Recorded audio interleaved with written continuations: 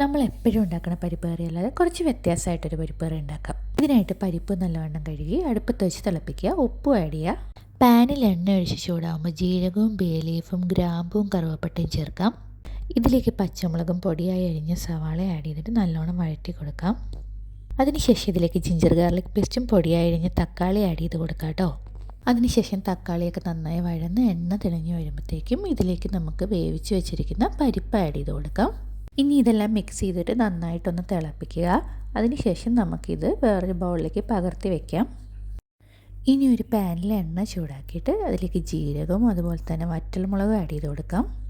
പിന്നീട് ഞാനിതിലേക്ക് കാശ്മീരി ചില്ലിയും ഗരം മസാലയും ഇഞ്ചിയുമാണ് ആഡ് ചെയ്യുന്നത്.